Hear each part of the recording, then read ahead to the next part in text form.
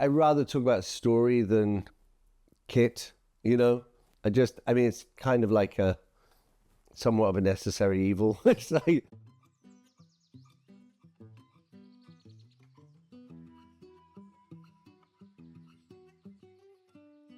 My name's Lol Crawley. I am the cinematographer of the Brutalist.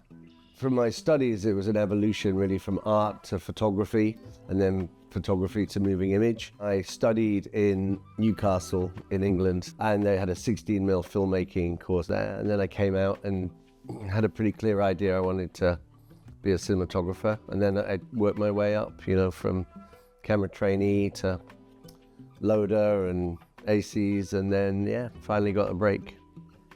It's such a wonderful role because you're sort of really invited in, and you're invited right up into, you know, the sharp end of the experience.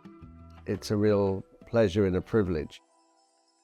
I'm definitely a sort of cinematographer that likes to be informed by the accidental.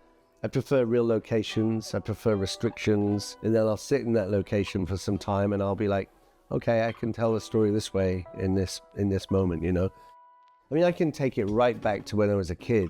Channel 4 came out and there was a series by a guy called Elliot Bristow called Road Dreams, and it was him just going across America with an 8mm camera and stuff, you know. And I do like the idea of keeping one foot in the documentary and one in the fiction, you know. I like the idea of being open to what the world is offering at a certain point, you know. And Christopher Doyle has really intrigued me as a cinematographer and as an artist. But he would say, you know, in the West, you say, here is a frame, how do you fill it? And in Asian cinema, you say, here's the world, how do you frame it? And when I heard that, I was like, oh, I'm definitely the latter, you know. That I recognized.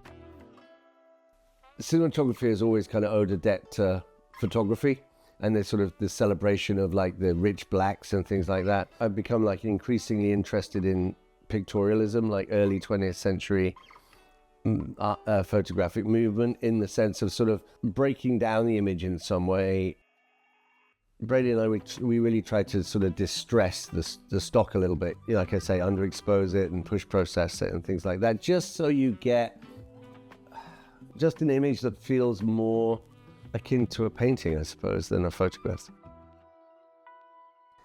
I'm fairly naturalistic in my lighting approach, but I also just work on a sort of scene-by-scene basis. If it's a real location, I will study the light, and if the light is appropriate for that moment, you know, I'll try to lean into that.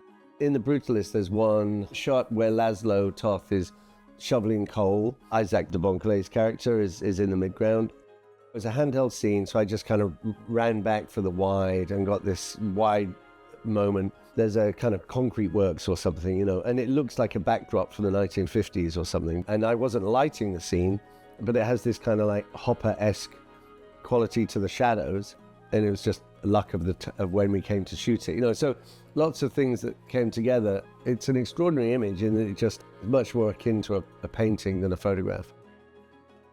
There's a scene in the movie where Laszlo has this night in the caverns of the Carrera marble quarry, and he's like, can we just shoot in this, you know?